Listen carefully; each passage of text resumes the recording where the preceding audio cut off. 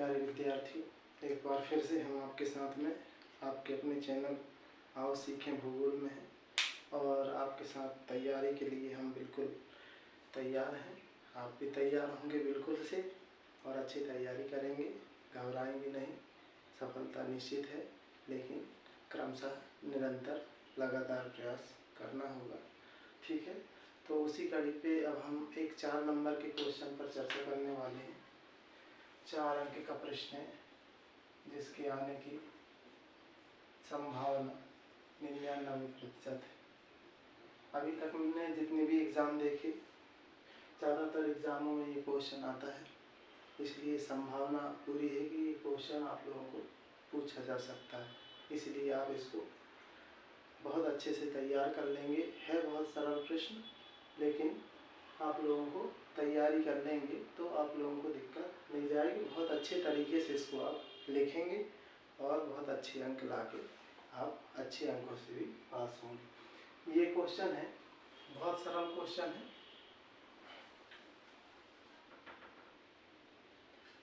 जनसंख्या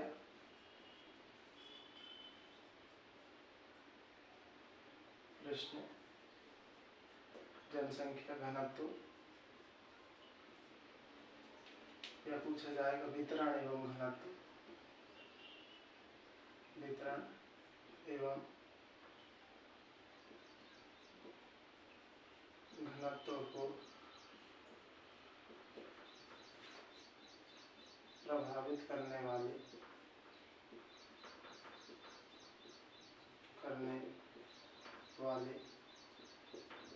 प्रमुख कारकों या फिर पूछा जाएगा तत्वों पर प्रकाश डालिए को समझाइए। ये क्वेश्चन है तो बहुत सरल विषय वस्तु का क्वेश्चन, और बस आपको सोच समझ के इसका आंसर लिखना है। बहुत सरल है, इससे सरल कुछ नहीं हो सकता है। आप देखें, उत्तर में लिखेंगे आप। पहले तो अपन समझ लेते हैं, जनसंख्या के वितरण की बात हो रही है और घनत्व की।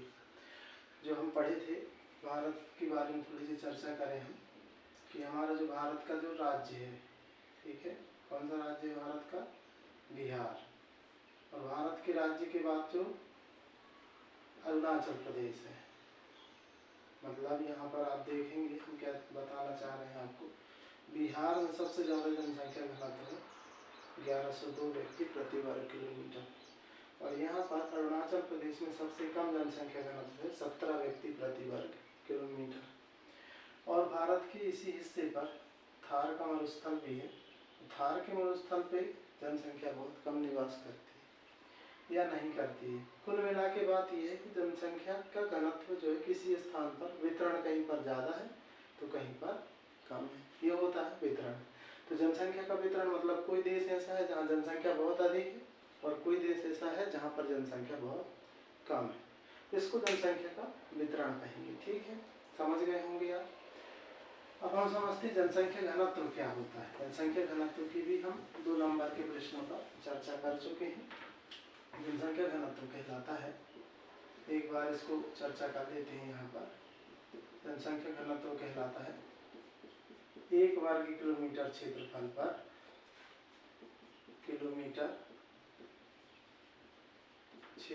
पर निवास करने वाले या निवास करने वाली जनसंख्या को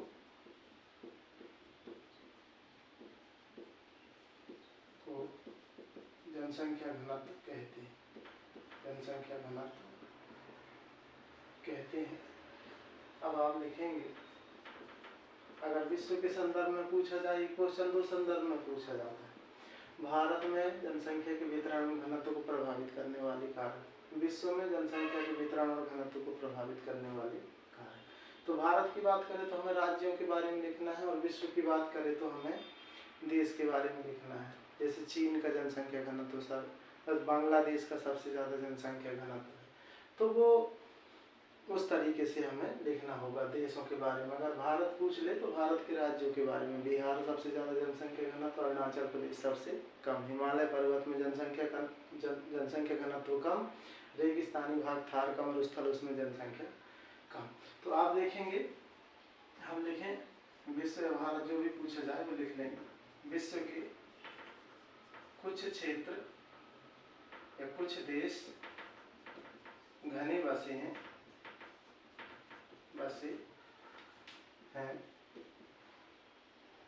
तथा कुछ देश की जनसंख्या बहुत कम है, जैसे बांग्लादेश में आबादी बहुत, बांग्लादेश चीन भी लिख सकते हैं साथ में, आबादी बहुत अधिक है, बहुत अधिक है तथा कनाडा एवं ऑस्ट्रेलिया जैसे देशों में जनसंख्या घनत्व बहुत कम है, जनसंख्या घनत्व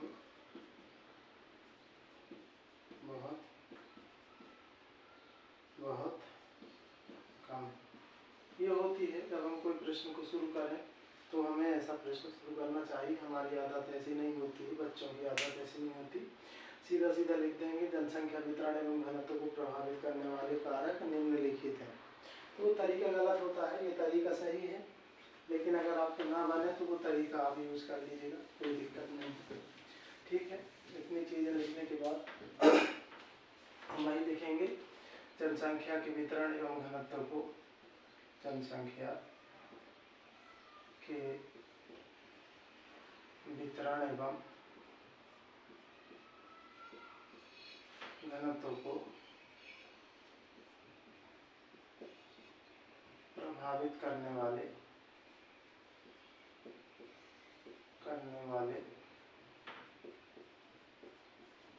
कारक या तत्व लिखेंगे निम्नलिखित है।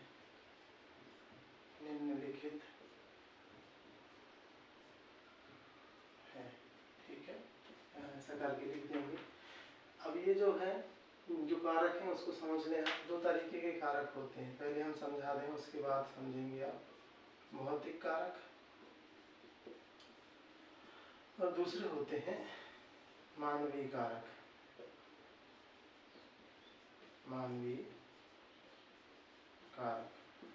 देखिए, भौतिक कारक का मतलब है किसी स्थान की जब जलवायु अच्छी होगी तो जनसंख्या अधिक होगी, जलवायु किसी स्थान की कष्टप्रद होगी तो जनसंख्या वहाँ निवास नहीं करती है। दूसरी चीज मृदा है, मिट्टी अच्छी होगी तो जनसंख्या अधिक होगी, मिट्टी खराब होगी तो जनसंख्या कम पाई जाएगी।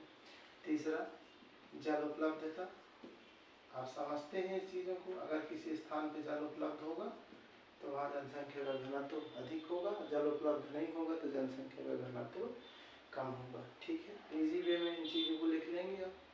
फिर मानवीय कारक की बात करें, उद्योग व्यापार किसी स्थान पर होंगे तो जनसंख्या वहाँ पर अधिक होगी। ठीक है, खुद एक जनसंख्या भी उसका एक कारक है, जिस स्थान पर जनसंख्या अधिक होती है, ठीक है, तो जनसंख्या अधिक होती है तो लोग और उस जगह पे जाते हैं। जैसे बड़े शहरों में जनसंख्या अधिक है लेकिन फिर भी लोग उसी स्थान पर चाहेंगे, मतलब खुद ही एक जनसंख्या, ये भी एक प्रकार का फैक्टर है। जहाँ जनसंख्या नहीं होगी तो वहाँ पर लोग निवास नहीं करेंगे। रेगिस्तानी भाग पर पूरा भाग खाली पड़ा है लेकिन कोई निवास नहीं करता, बर्फीले क्षेत्रों पर पूरे भाग खाली हैं लेकिन कोई निवास नहीं करता है। तो मानवीय कारक में उद्योग, व्यापार, वाणिज्य है ना। इसके बाद जो है तीसरा कारक जो होता है आर्थिक कारक, हालांकि ये मानवीय कारक का ही हिस्सा है। आर्थिक कारक में अगर किसी स्थान पे मतलब वहाँ की आर्थिक स्थिति अच्छी है तो लोग वहाँ पर निवास करेंगे। वहाँ पर अगर कमाई का जरिया है किसी स्थान पर तो वहाँ लोग निवास करेंगे। आर्थिक कारक कहलाता है। अगला कारक है राजनीतिक कारक। राजनीतिक कारक तो जहाँ पर राजनीतिक स्थिरता हो, जहाँ पर शांति की स्थिति हो, वहाँ जनसंख्या अधिक होती है। और जहाँ लड़ाई झगड़े उपद्रव है ना, जैसे सीमावर्ती इलाके हैं, वहाँ जनसंख्या घनत्व तो कम होता है। ठीक है, राजनीतिक हो गया, आर्थिक हो गया। एक कारक होता है धार्मिक कारक। धार्मिक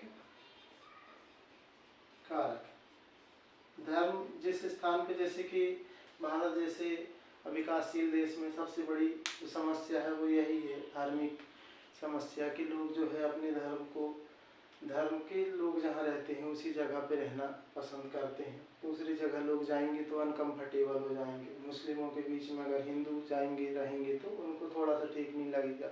हिंदुओं के बीच में मुस्लिम जाएंगे तो वो ठीक उनको नहीं जमता है। तो वो धार्मिक कारक कहलाता है। जहाँ पे अपने समुदाय के लोग निवास करते हैं उसी स्थान पर लोग रहना पसंद करते हैं। ठीक है, आप इसको नकारात्मक दृष्टिकोण से नहीं देखेंगे, हम ये सिर्फ और सिर्फ समझाने के हिसाब से बताएं। अब यहाँ पर हमने बहुत सारे पॉइंट बता दिए, अब इतने में आपको जाएंगे कंफ्यूज। ठीक है, तो ये है अच्छे तरीके से तैयारी करने का तरीका कि हम इतने सारे कारक लिखें। लेकिन 4 नंबर का क्वेश्चन आया है तो आप जनसंख्या के वितरण एवं घनत्व को प्रभावित करने वाले तत्व निम्नलिखित हैं। तो सबसे पहले आप भौतिक कारक नहीं लिखेंगे तो चल जाएगा, क्योंकि आप लोगों को बहुत ज़्यादा डिटेल में समझना नहीं है। जलवायु, ठीक है, तो आप लिखेंगे किसी देश या किसी स्थान की जलवायु, किसी देश की जलवायु उत्तम होने पर, उत्तम मतलब अच्छी होने पर, उत्तम होने पर वहाँ जनसंख्या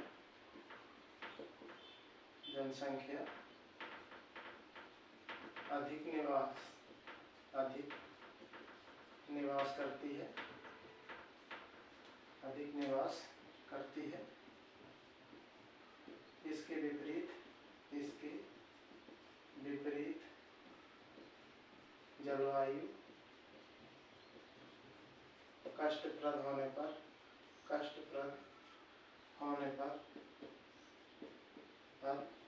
जनसंख्या कम निवास करती है। वही बात लिख देंगे। जैसे चीन और भारत की आबादी ज़्यादा है तो चीन और भारत में अच्छी जलवायु के कारण से जनसंख्या ज़्यादा है। ठीक है, और ऑस्ट्रेलिया कनाडा जहाँ पे जनसंख्या घनत्व कम है क्योंकि वहाँ की जलवायु कष्टप्रद है, रेगिस्तानी जलवायु है। तो वो चीज़ आप यहाँ पर मेंशन कर देंगे। ठीक है, समझ के। दूसरा कारक आप लिख देंगे मृदा, वही लिखना है। अच्छा, जब मिट्टी अच्छी है तो जनसंख्या अधिक है, जनसंख्या घनत्व अधिक है। मृदा जो है कम उपजाऊ है तो वहाँ जनसंख्या घनत्व भी कम पाया जाएगा। ये चीज़ आपको यहाँ पर मेंशन करनी है। ठीक है, जैसे कि तो समझ गए ना, यहाँ पर क्या लिखना है, अच्छी मृदा तो जनसंख्या का घनत्व क्या होगा, अधिक, है ना। खराब मृदा या कम उपजाऊ मृदा, यहाँ पर अच्छी की जगह उपजाऊ मृदा लिख लेंगे अपन। क्या लिख लेंगे, उपजाऊ मृदा होगी वहाँ जनसंख्या का घनत्व अधिक होगा। और जहाँ पर जनसंख्या कम उपजाऊ होगी मिट्टी, वहाँ पर कम उपजाऊ मृदा होगी, वहाँ पर कम जनसंख्या निवास करेगी। ठीक है, यहाँ पर भी वही बात आ जाएगी कि चीन, भारत, बांग्लादेश ये क्या है, नदी के मैदान निर्मित है, नदी के मैदानों पर बसे हैं, मैदान पर बसे हैं। इस कारण यहाँ पर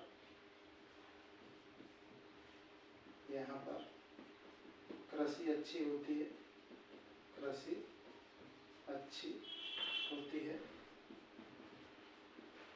तथा जनसंख्या घनत्व अधिक है। इसके विपरीत ऑस्ट्रेलिया और कनाडा की फिर बात लिख देंगे आप। ठीक है, जो चीज़ पकड़ ली है तो पकड़ ली, उसी को लिख दो, कोई दिक्कत नहीं। तो जलवायु हो गया, मृदा हो गया, 2 नंबर आपके पक्के हो जाते हैं इसमें। फिर मिटा रहे हैं हम इसको, समझ गए ना आप लोग? ठीक है, अब इसके बाद देखें जल उपलब्धता भी लिख सकते हैं आपकी। जल जिस जगह पे उपलब्ध होगा वहाँ जनसंख्या का घनत्व अधिक होगा, जल जिस जगह पे उपलब्ध नहीं होगा वहाँ पर जनसंख्या का घनत्व कम होगा। इजी ही है, आप लिख देना। ठीक है, अब हम चाह रहे थे कि 2 के बाद ये तीसरा कारक जो है आर्थिक राजनीतिक कारक हम बता देते। ठीक है, तो तीसरा जो है आर्थिक कारक, 2 उसके हो गए मान प्राकृतिक के और 2 हो जाएंगे बाहरी, है ना, मतलब कि मानवीय कारक। मानवीय कारक के अंतर्गत ही इनको शामिल कर लेते हैं, लेकिन कई विद्वान जो है इनको अलग कर देते हैं, इनको अलग सांस्कृतिक कारक के रूप में मान देते हैं। आप उसमें ना उलझें। आर्थिक कारक जो है जिस स्थान पर या जिस देश में, है ना, या जिस क्षेत्र में आर्थिक संपन्नता पाई जाती है, संपन्नता पाई जाती है, वहाँ वहाँ जनसंख्या अधिक होती है, मतलब पेट भरने को लोगों को मिल जाए तो लोग वहाँ निवास करने लगेंगे, लेकिन अगर उनको खाने को नहीं मिलेगा तो क्या करेंगे वहाँ रहकर। तो वही बात आपको लिखना है, जहाँ पर जो है लोगों को संसाधन आर्थिक संपन्नता उपलब्ध हो वहाँ जनसंख्या घनत्व अधिक होगा, और जहाँ पर संपन्नता आर्थिक संपन्नता कम होगी वहाँ जनसंख्या का घनत्व भी कम होता है। एक बात कही जाती है कि बाप बड़ा न भैया और सबसे बड़ा रुपया, यही बात जो है यहाँ पर आपको लिखना है। अब लिख लेंगे, लिखने की जरूरत तो नहीं आगे? ठीक है, ओके। आपको भावनाओं को मैं समझ जाता हूँ कि बन जाएगा। इसके बाद है राजनीतिक कारक। राजनीतिक कारक जो है ये भी लिख देंगे। जिन क्षेत्रों में या देशों में राजनीतिक अस्थिरता होती है, स्थिरता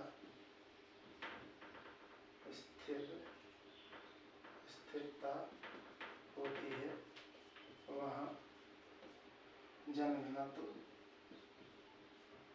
जनसंख्या कम निवास करती है। जनसंख्या निवास करना पसंद नहीं करती, निवास करना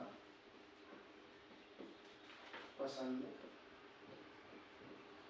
नहीं करती तथा जिन क्षेत्रों में, जिन देशों में शांति व्यवस्था होती है, शांतिपूर्ण वातावरण होता है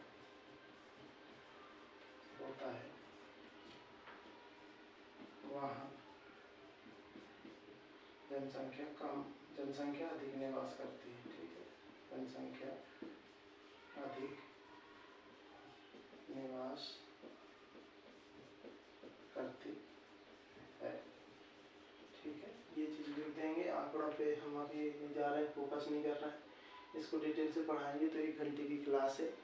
अब ये 4 पॉइंट आप लिख देंगे। धार्मिक कारक चाहें तो लिख देंगे। अब धार्मिक कारक भी अगर मूड हो आपका लिखने का तो बाकी कोई दिक्कत नहीं। 4 नंबर के क्वेश्चन पे इतना सफिशिएंट है, इतने में 4 नंबर आपको प्राप्त होंगे। एक बात मैं आपसे कहना चाहता हूँ, मैंने अभी देखा तो जो सत्य के क्वेश्चन हैं उसको आप लोग देख नहीं रहे हैं, और 2 नंबर का एक वीडियो है उसको आप देख नहीं रहे हैं, तो उससे होगा क्या, आपकी तैयारी अधूरी हो जाएगी। ठीक है, उन वीडियो को भी देखें आप और उससे लाभ लें। आप लोगों के लिए बनाया गया है, आप लोगों की सक्रियता देखकर ही मैं इतने वीडियो बना रहा हूँ, नहीं तो मैंने सोचा था 2-2 नंबर के क्वेश्चन तक ही वीडियो ही बनाऊँगा, लेकिन जो बच्चे अच्छे प्रतिभाशाली हैं किसी कारणवश रुक गए थे तो उनकी प्रतिभा न दबे, उनको ऐसा न लगे कि हम बहुत कम नंबर लेकर आए हैं। अच्छे नंबर लेकर आप पास होंगे। और बाकी हमने तो पहले भी बताया आपको कि आप नंबर कितने लाते हो ये मायने नहीं रखता है, आपने कितना अच्छे तरीके से सीखा है किसी विषय वस्तु को, बस ये आपके काम आने वाला है। बस ठीक है, आज के लिए अभी के लिए इतना काफ़ी। अगले वीडियो में फिर मिलते हैं। धन्यवाद।